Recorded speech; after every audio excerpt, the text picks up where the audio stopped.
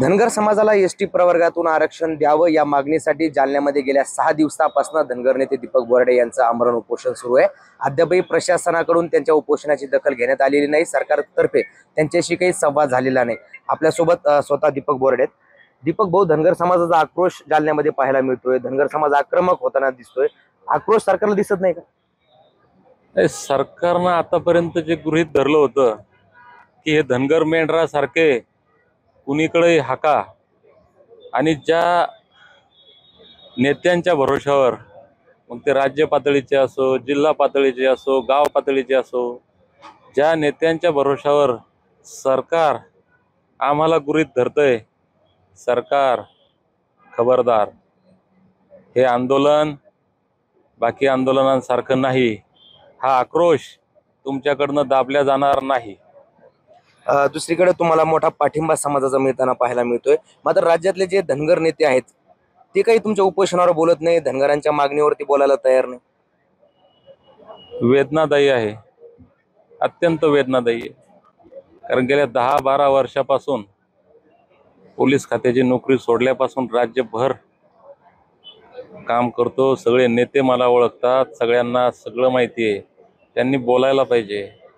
माझ्यासाठी नका रे बोलू बाबांनो। तुमच्या पक्षाचे प्रोटोकॉल, तुमच्या पक्षाची बंधनं तोडून फेका आणि बोला। आज जर तुम्ही नाही बोलले ना भावांनो, तर उद्या हे धनगर तुम्हाला बोलू देणार नाहीत। तुम्ही काल एक व्यथित होऊन एक वक्तव्य केलं की जर माझा जोपर्यंत आवाज सुरू आहे तोपर्यंत ठीक आहे, माझा आवाज बंद झाल्यावर धनगरांना फसवणाऱ्याचं घर जाळा, नेपाळ सारखी परिस्थिती करा, असं व्यथित का व्हावं लागतंय का उपोषण करता? आज माझा 6वा दिवस आहे उपोषणाचा। माझा काल आवाज जोरात होता, तुम्ही जर ऐकला असेल तर। आज आवाज बारीक झाला आणि मला माहित नाही मी 24 तारखेला किती बोलेल, काय ताकद माझ्या शब्दात असेल। त्याच्यामुळे काल माझ्या बोलण्यात ताकद होती म्हणून मी ते बोललो।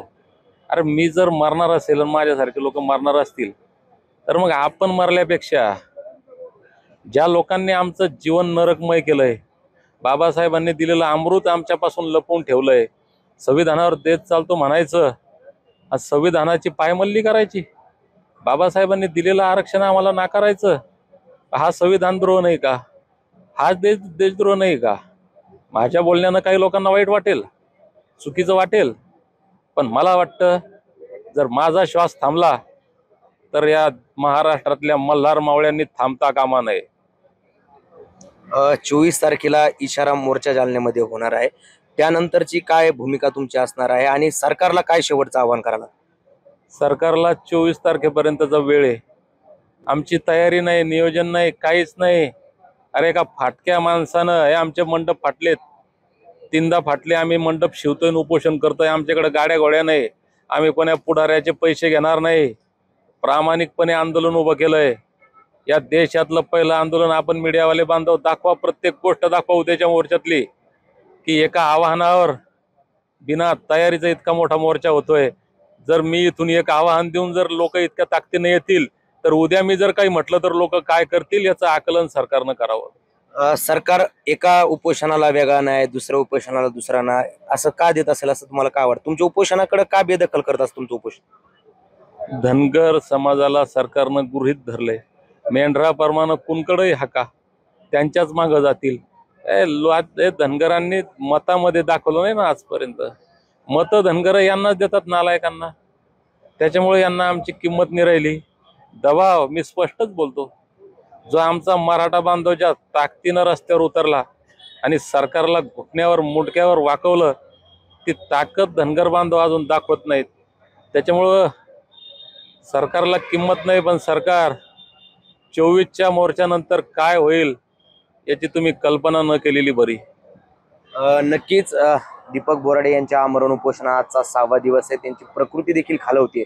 मात्र सरकारला 24 तारखेपर्यंतचा वेळ आहे, तोपर्यंत सरकारने निर्णय घ्यावा, नाहीतर त्यापुढे काय घडेल याचा विचार करू नका, अशा प्रकारचं आवाहन त्यांनी केलेलं आहे। त्याचबरोबर राज्यातील जे धनगर नेते आहेत किंवा ओबीसी नेते, त्यांनी देखील या प्रश्नावर बोलावं। माझ्यावर बोलू नका, पण धनगर समाजाच्या प्रश्नावर बोलावं, असं आवाहन देखील उपोषणकर्ते दीपक बोराडे यांनी केलेलं आहे। तर त्याचबरोबर 24 तारखेला जालन्यामध्ये धनगर समाजाचा इशारा मोर्चा मोठ्या संख्येनं निघणार असल्याचं देखील दीपक बोराडे यांनी सांगितलेलं आहे। अक्षय शिंदे, साम टीव्ही न्यूज, जालना। आता isakal.com आहे देशातील नंबर 1 ची मराठी न्यूज वेबसाईट। प्रत्येक अपडेटसाठी isakal.com ला नक्की भेट द्या।